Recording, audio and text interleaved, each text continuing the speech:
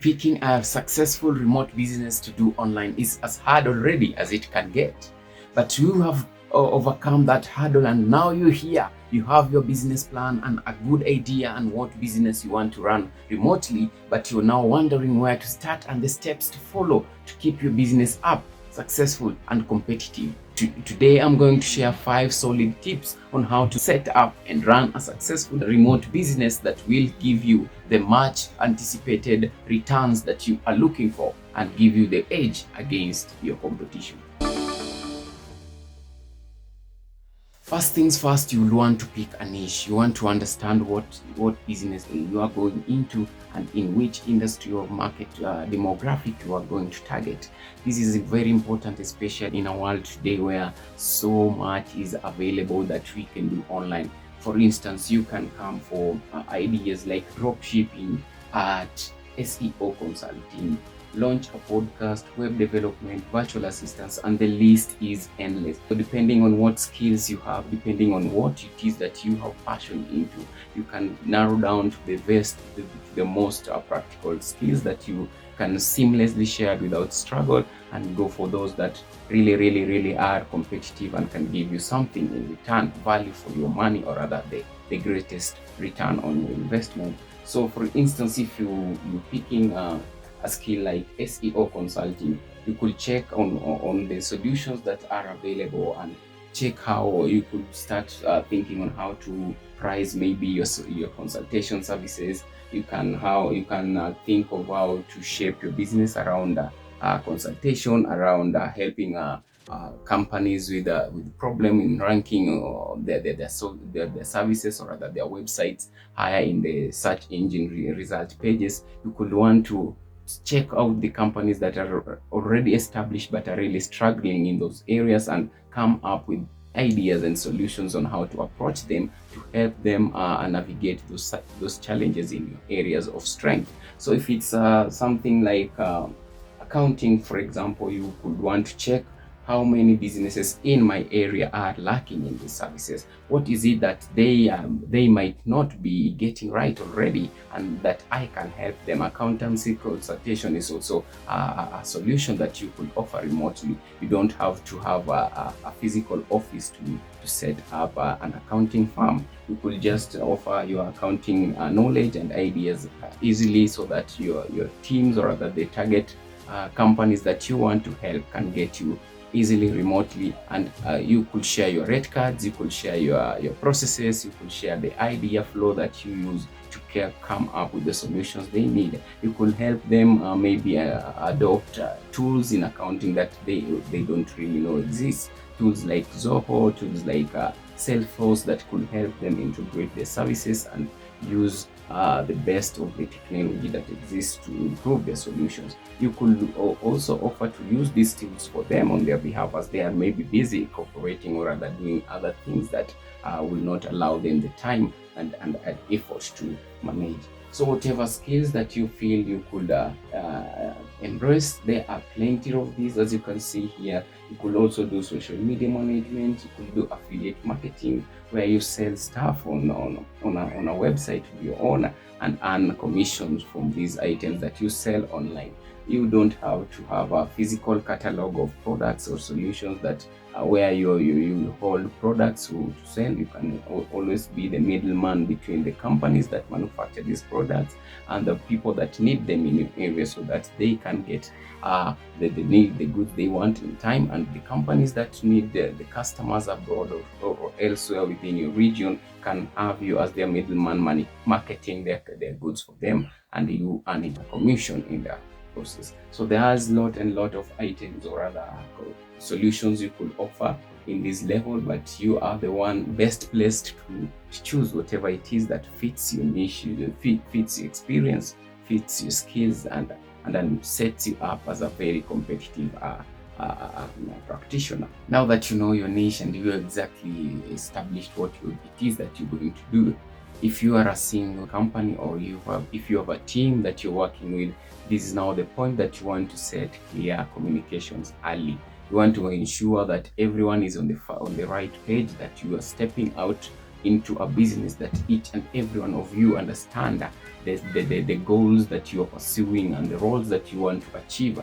Put everyone into the same page, let everyone in your team play towards the same goal, and ensure that you are working towards each and every important goal every new day with every project that you complete. Now, after you know your processes, your goals, and you're going towards the same direction as a team or as a person in your company, you want to ensure that you are working efficiently, smart to say the least, but not hard.